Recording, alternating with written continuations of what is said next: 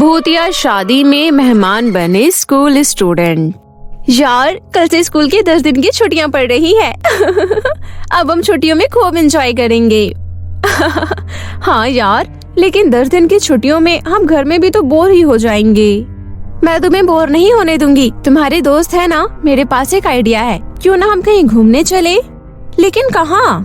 क्यों ना हम किसी हिल स्टेशन चले। वाओ, हिल स्टेशन, हाँ चलते हैं। क्यों ना हम ऊटी चले, वहाँ से कुछ दूरी पर मेरी नानी माँ का गांव है। इसी बहाने मैं अपनी नानी से भी मिल लूंगी। ओके डन, तो फिर कल ही चलते हैं। चारों सहेलियां अपने अपने घर जाकर हिल स्टेशन जाने के लिए पैकिंग कर लेते हैं। फिर अगली सुबह, अरे यार, ये मोनिका कहाँ रह गई? अभी तक नहीं आई, हमारी ट्रेन छूट जाएगी। देखो मैं आ गई। ट्रेन छूटती है तो छूट जाए, मैं अपनी कार लेकर आई हूँ। चलो जल्दी से बैठो। मोनिका, तुम्हें कार चलानी आती है? तुमने कभी बताया नहीं। मुझे कार क्या, हवाई जहाज भी चलाना आता है। चलो अब बैठो, बाकी बातें कार में कर लेना। चारों सहेलियां कार में बैठकर ऊटी जाने के लिए निकल पड़ी। कुछ घंटे बीत जाने के बाद मोनिका गाड़ी चलाते चलाते काफी थक गई। तभी अचानक उसे झपकी लगी और कार सामने एक पेड़ से टकरा गई। मोनिका, तुम्हारा ध्यान कहाँ था? चलो जल्दी उतरो सब कार से।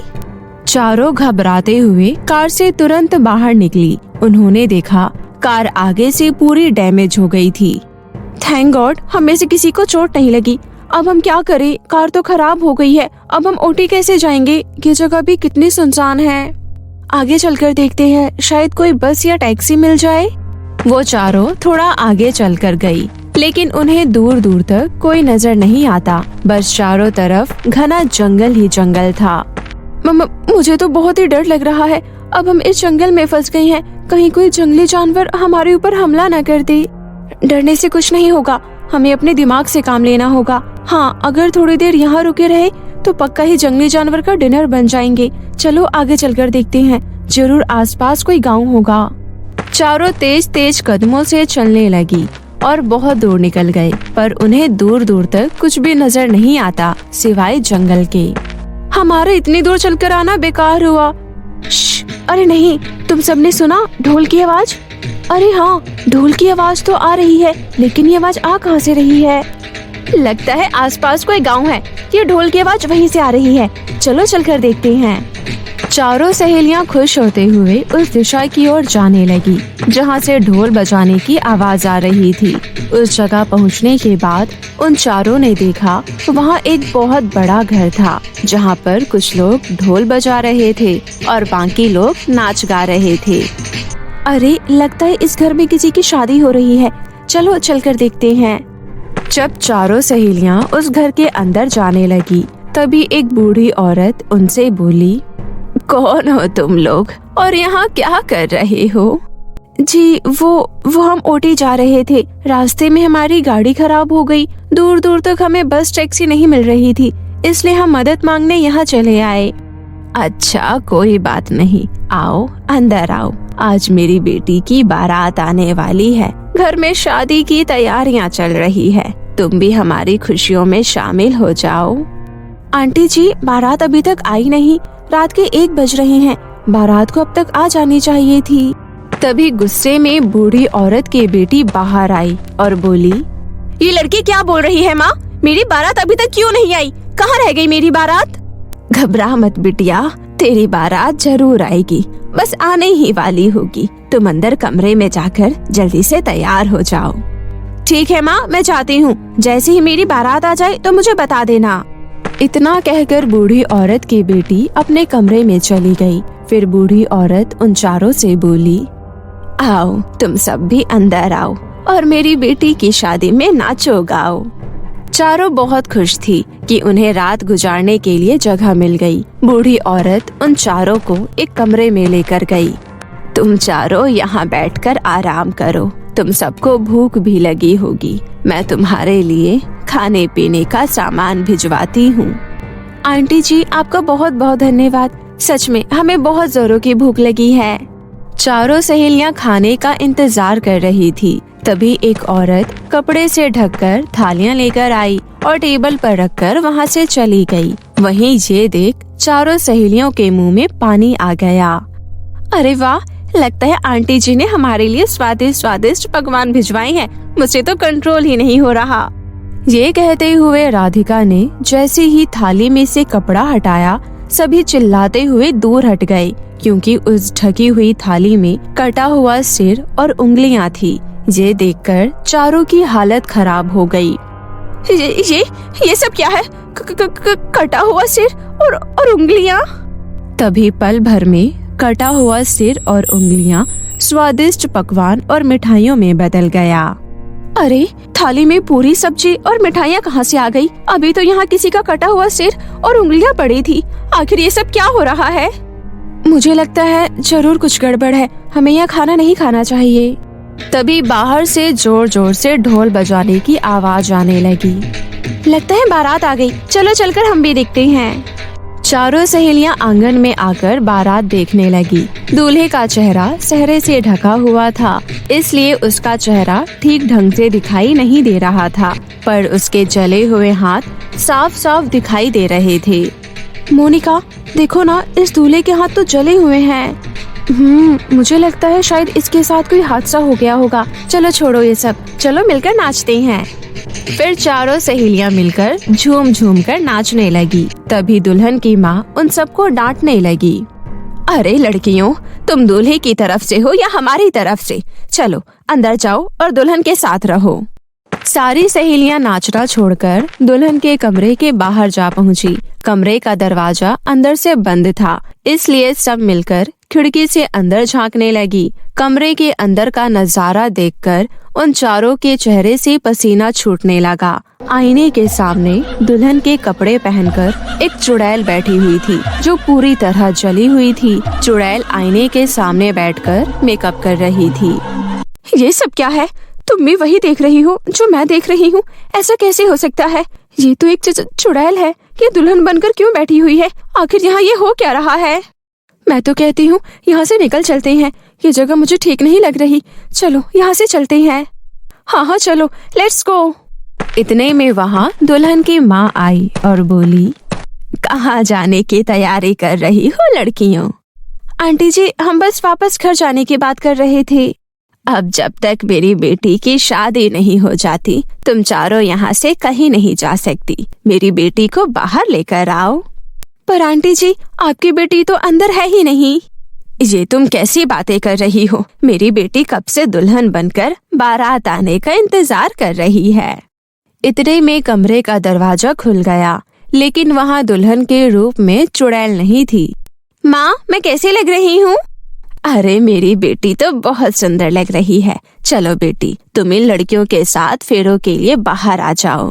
वहीं चारों सहेलियां एक दूसरे की शक्ल देखने लगी। वो सभी मन ही मन डरी हुई थी, लेकिन वो चारों दुल्हन को मंडप पर ले आई। तभी मोनिका हैरानी से बोली, अरे आंटी जी, पंडित जी तो है नहीं, शादी कैसे होगी? हमारी शादी में पंडित नहीं हुआ करते। तो कौन करवाता है आप लोगों की शादी? तभी पीछे से आवाज आई, मैं करवाता हूँ शादी। जैसे ही सबने पीछे मुड़कर देखा तो उनके सामने एक डरावना भूत खड़ा था। भूत को देखकर चारों बुरी तरह कांपने लगी। फिर धीरे धीरे वहाँ मौजूद बूढ़ी औरत समेत सभी लोग भूत और चुड़ैल में बदल गए। ये देख चारों सहेलियाँ उल्टे पांव वहाँ से भागने लगी, लेकिन भूत और चुड़ैल ने मिलकर उन्हें पकड़ लिया। बूढ़ी औरत जो चुड़ैल बन चुकी थी, वो बोली, तुमको हम जाने नहीं देंगे। अगर तुमने यहाँ से जाने की कोशिश की तो तुम्हें मार दिया जाएगा। चुड़ैल की बात सुनकर राधिका डरते हुए बोली, जी हम कहाँ आकर फंस गई? काश हमने घूमने जाने का प्लान बनाया ही नहीं होता। राधिका, हमें इससे बात करके अपना टाइम वेस्ट नहीं करना चाहिए। हमें ये सोचना चाहिए कि हम यहाँ से अब कैसे निकले। हमें जल्दी कुछ करना होगा, वरना ये चुड़ैल और भूत हमें जिंदा नहीं छोड़ेंगे। तुम चारों क्या खुसुर फुसुर कर रही हो? चलो मंडप पर, मेरी बेटी के फेरे होने वाले हैं। चारों डरती हुई मंडप के पास जाकर खड़ी हो गई।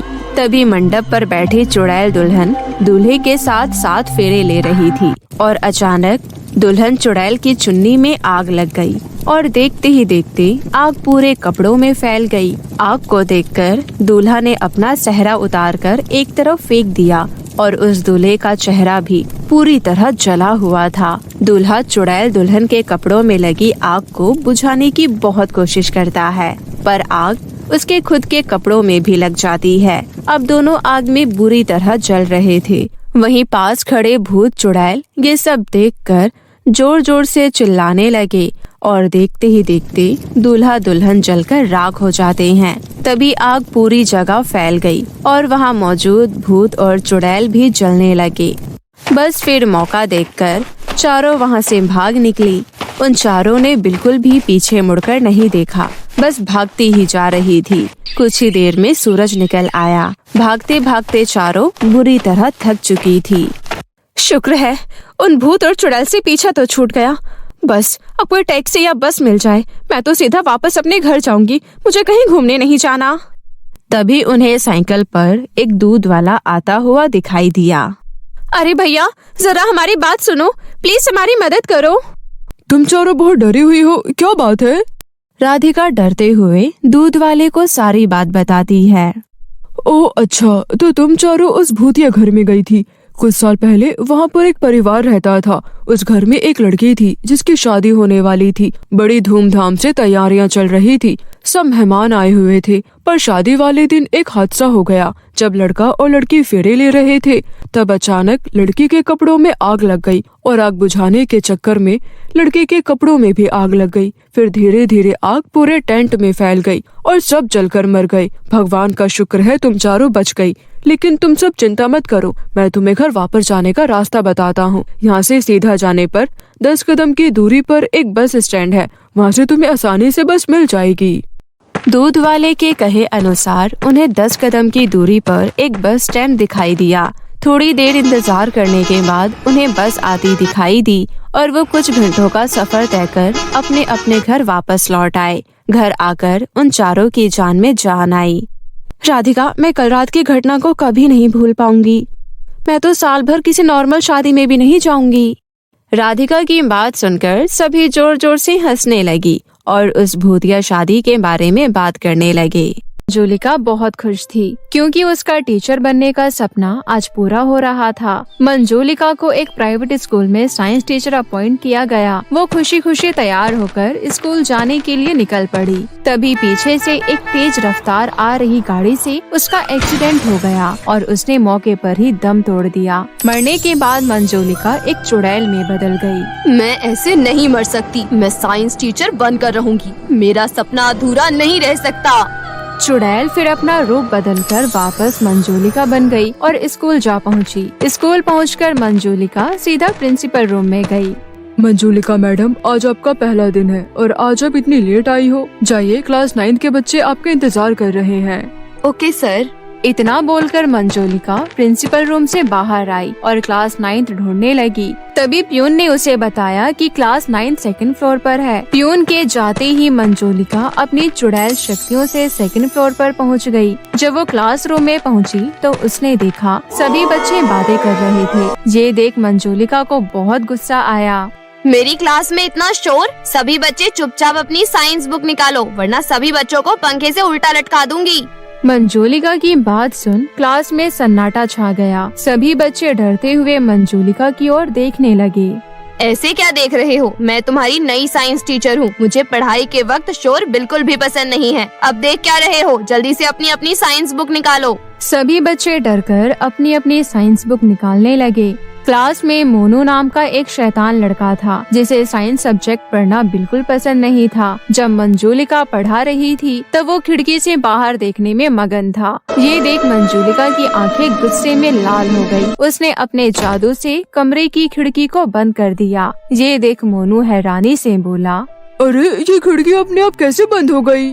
खिड़की मैंने बंद की है। तुम अपनी पढ़ाई पर ध्यान दो वरना मैं तुम्हें इस खिड़की से बाहर फेंक दूंगी। फिर थोड़ी देर में क्लासरूम की लाइट अपने आप जलने और बुझने लगी। सभी बच्चे ये देख बुरी तरह डर गए। तभी मंजूलिका ने ब्लैक बोर्ड पर साइंस के कुछ क्वेश्चंस लिखे। बच्चे इस क्वेश्चन का आंसर नहीं दे पाए। तभी मंजूलिका गुस्से में अपने असली चुड़ैल रूप में आ गई। चुड़ैल को देख सभी बच्चे जोर जोर से चिल्लाने लगे। चिल्लाने की आवाज सुन स्कूल प्रिंसिपल प्रभाकर वहां आ पहुँचे, लेकिन प्रिंसिपल को आता देख चुड़ैल वापस मंजूलिका के रूप में बदल गई। सर आप यहाँ? हाँ, मुझे भी बच्चों की चिल्लाने की आवाज आई थी।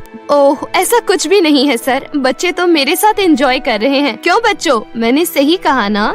सभी बच्चे डर की वजह से हाँ में सिर हिलाने लगे। ये देख प्रिंसिपल वहाँ से चले गए। प्रिंसिपल के जाते ही मंजूलिका वापस अपने चुड़ैल रूप में आ गई और हवा में उड़ते हुए बोली, तुम्हें क्या लगता है तुम अब चिल्लाने से बच जाओगे? ये कहते हुए मंजूलिका ने क्लास में बैठे कुछ बच्चों को हवा में उछालकर जमीन पर पटक दिया। खबरदार किसी ने मेरे बारे में किसी को कुछ भी बताया तो मैं उसे खा जाऊंगी। चलो अब सब बच्चे पढ़ाई पर ध्यान दो। थोड़ी देर बाद रिसेस की घंटी बजी। सभी बच्चे क्लासरूम से बाहर जाने लगे। मोनू भी बाहर जाते जाते जैसे ही टीचर मंजूलिका की ओर देखा, तभी उसे भयानक चुड़ैल दिखाई दी। क्या बात है मोनू, इतने डरे हुए क्यों हो? जैसे कोई चुड़ैल देख ली हो। आओ मेरे पास आओ। जैसे ही चुड़ैल मोनू के नजदीक गई, मोनू बेहोश हो गया। कुछ देर बाद जब उसे होश आया तो उसने अपने आप को प्लेग्राउंड में पाया। अरे मैं यहाँ कैसे आ गया? मैं तो क्लासरूम में था। अगले दिन मंजूलिका ने सब बच्चों की नोटबुक चेक की। तभी उनमें से एक बच्चा होमवर्क करना भूल गया। मंजूलिका उस बच्चे को स्कूल की छत पर ले गई और कूदने को कहा। तभी मंजूलिका को किसी के आने की आहट सुनाई दी और वो वहाँ से गायब हो गई। तभी प्रिंसिपल सर वहाँ पहुँच गए और उस बच्चे को कूदने से बचा लिया। तुम स्कूल की छत पर क्या कर रहे थे? सर मैं यहाँ कैसे आया मुझे नहीं पता। लगता है तुम्हारी तबीयत ठीक नहीं, जाओ अपने क्लासरूम में। उसके बाद प्रिंसिपल प्रभाकर अपने ऑफिस में चले गए। वो इस बात से बड़े परेशान थे कि स्कूल में कुछ दिनों से आखिर ये सब हो क्या रहा है। तभी उनके हाथ में खून की 2 बूंदें गिरी। वो डरकर ऊपर देखने लगे। उन्हें पंखे में लटकी हुई चुड़ैल दिखाई दी। भाग जाओ यहाँ से वरना मारे जाओगे। स्कूल प्रिंसिपल बुरी तरह डर गए और वापस जब पंखे की ओर देखा तो वहाँ कोई नहीं था और हाथ में लगा खून भी गायब हो चुका था। तभी रूम में मंजूलिका दाखिल हुई। क्या हुआ सर, सब ठीक तो है ना? क्या मैं आपकी कुछ मदद करूं? नहीं नहीं, कुछ नहीं, मेरी बस थोड़ी तबीयत ठीक नहीं है, आप जाओ।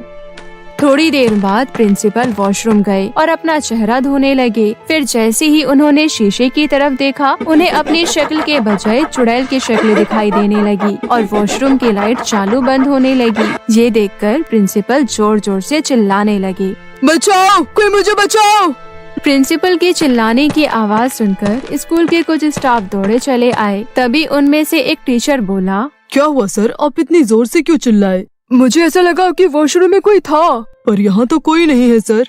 स्कूल प्रिंसिपल इन सब बातों से बहुत ज्यादा डर गए और अपने रूम में चले गए। वहीं दूसरी ओर मंजूलिका बच्चों को टॉर्चर करके पढ़ाने लगी और जो बच्चा उसके क्वेश्चंस का आंसर नहीं देता, मंजूलिका उसे पंखे से लटका देती और उन्हें खाने लगती। क्लास के सभी बच्चे इतना डर गए थे कि वो मंजूलिका की असलियत किसी को बता नहीं पा रहे थे। धीरे धीरे स्कूल से बच्चे भी गायब होने लगे। बच्चों के गायब होने की वजह से पेरेंट्स भी इतना डर गए कि वो अपने बच्चों को स्कूल भेजने से डरने लगे। गायब हुए बच्चों में एक मोनू का दोस्त भी था। अपने दोस्त को बचाने के लिए मोनू ने साइंस टीचर मंजूलिका का सच सबके सामने लाने का सोचा। वो तुरंत प्रिंसिपल ऑफिस में गया और प्रिंसिपल सर से बोला, सर, स्कूल में जो सब ये हो रहा है, ये सब मंजूलिका मैडम कर रही है। वो एक चुड़ैल है। मैंने कई बार मैडम मंजूलिका को चुड़ैल बनते हुए देखा है। क्या मंजूलिका मैडम? हाँ सर, और बच्चों के गायब होने के पीछे मंजूलिका मैडम का ही हाथ है। आप जल्दी ही कुछ कीजिए। इतना सुन प्रिंसिपल ने तुरंत पुलिस को वहाँ बुला लिया और मोनू की कही सारी बातें पुलिस को बताई। उसके बाद प्रिंसिपल ने मंजूलिका की तस्वीर पुलिस इंस्पेक्टर को दिखाया। तस्वीर देखते ही पुलिस बोला, अरे ये तो मर चुकी है, इसकी मौत तो 1 महीने पहले हो चुकी है। ये बच्चों को कैसे पढ़ा सकती है? नहीं इंस्पेक्टर, मंजूलिका हमारे स्कूल में साइंस टीचर की पोस्ट पर है और बच्चों को पढ़ाती है। एक मरी हुई औरत जिंदा कैसे हो सकती है? ये आप लोगों का भ्रम होगा। नहीं इंस्पेक्टर साहब, मैं सच बोल रहा हूँ। विश्वास नहीं है तो आप खुद चलकर 9th क्लास में जाकर देख लीजिए। फिर पुलिस इंस्पेक्टर धीरे से 9th क्लास के अंदर झांककर देखा तो उसके होश उड़ गए। अरे ये तो सच में मंजुलिका है। प्रिंसिपल साहब, ये मुझे भूत प्रेत का मामला लग रहा है। मैं तांत्रिक बाबा को फोन करता हूँ। इतना बोलकर पुलिस इंस्पेक्टर ने तांत्रिक बाबा को फोन लगाया और मंजुलिका के बारे में बताया, लेकिन ये सब मंजुलिका को पता चल गया और वो तुरंत वहाँ आ पहुँची और गुस्से में आकर प्रिंसिपल इंस्पेक्टर और मोनू को पंखे से उल्टा लटका दिया और चुड़ैल रूप में आ गई। हा हा हा, तुम लोग मेरा कुछ नहीं बिगाड़ सकते। मैं चुड़ैल साइंस टीचर हूँ और मैं बच्चों को पढ़ा कर ही रहूंगी। इतने में तांत्रिक बाबा वहाँ आ पहुँचे। रुक जा दुष्ट चुड़ैल, अब तो किसी का कुछ नहीं बिगाड़ पाएगी। तू रोकेगा मुझे? अपनी जान प्यारी है तो भाग जा यहाँ से। जान तो अब तेरी जाएगी, देख तू। तभी मंजुलिका चुड़ैल ने तांत्रिक बाबा पर हमला किया। चुड़ैल के हमले से बचकर तांत्रिक बाबा ने अपना जादुई जल चुड़ैल के ऊपर फेंका और मंत्र पढ़ने लगे, जिससे चुड़ैल दूर जा गिरी। फिर तांत्रिक बाबा ने एक और मंत्र पढ़ा और जादुई जल चुड़ैल पर फेंका। देखते ही देखते चुड़ैल का शरीर जलने लगा और कुछ ही पल में राख के ढेर में बदल गई। इस तरह चुड़ैल साइंस टीचर के आतंक से स्कूल आजाद हो गया और सभी बच्चे खुशी खुशी पहले की तरह स्कूल आकर पढ़ने लगे।